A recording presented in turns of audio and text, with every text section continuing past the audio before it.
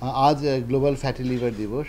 2018 সালে সারা পৃথিবীর প্রায় 150 জন লিভার বিশেষজ্ঞ একত্রিত হয়ে গ্লোবাল লিভার ইনস্টিটিউটের উদ্যোগে একটি ঘোষণাপত্র স্বাক্ষর করেছিলেন, যা সেই বছরের 7ই জুন নিউ ইয়র্ক, প্যারিস এবং লন্ডন থেকে একসাথে প্রচার করা হয়েছিল।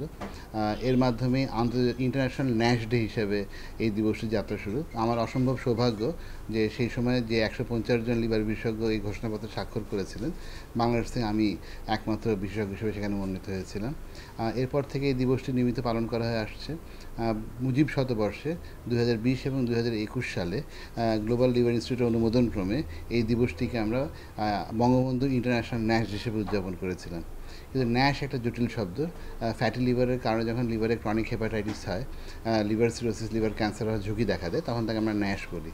সাধারণ মানুষের কাছে ফ্যাটি লিভারই এখনও বোধগম্য নয়, ন্যাশ তো আরও নয়। সেই জন্য এই প্রেক্ষাপটে এই বছর থেকে দিবসটি গ্লোবাল ফ্যাটি লিভার ডে হিসেবে উদযাপিত হচ্ছে।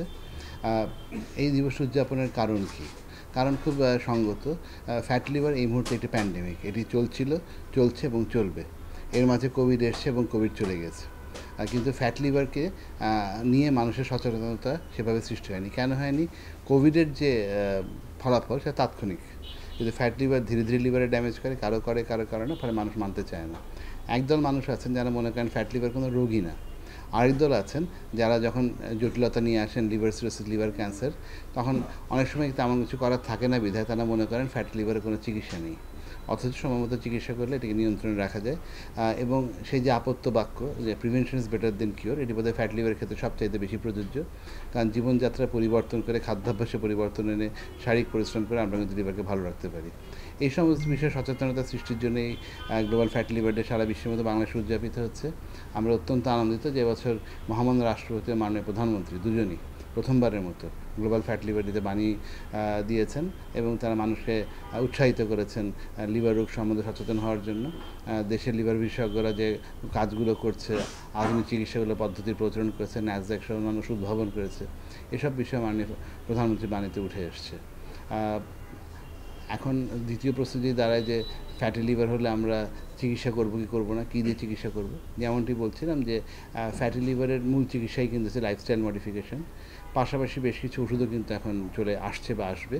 এর মধ্যে রেসমেটারন বলে একটি ওষুধ গত মার্চ মাসে ইউএস এফডিএ অ্যাপ্রুভাল পেয়েছে। এছাড়াও বেশ কিছু ওষুধ যেমন obeticholic acid, semaglutide, tirzepatide, omega 3 fatty acid, vitamin E, saroglitazar, এই ওষুধগুলো কিন্তু ফ্যাট লিভারে যথেষ্ট কার্যকর বলে বিভিন্ন আন্তর্জাতিক মানে ক্লিনিক্যাল ট্রায়ালে প্রমাণিত। আমাদের জন্য সুখের বিষয় হচ্ছে যে এই ওষুধগুলো সবগুলোই বাংলাদেশে পাওয়া যায়, তুলনামূলকভাবে কম দামে পাওয়া যায়। ফলে আমাদের মানুষ এই ওষুধগুলো গ্রহণ করে এবং লাইফস্টাইল মডিফিকেশনের মাধ্যমে সুস্থ থাকার সুযোগ পাচ্ছেন। তবে এই যে ওষুধ এত বেশি পাওয়া যায় তার একটা ঝামেলাও আছে, যাকে আমরা বলি পলিফার্মেসি।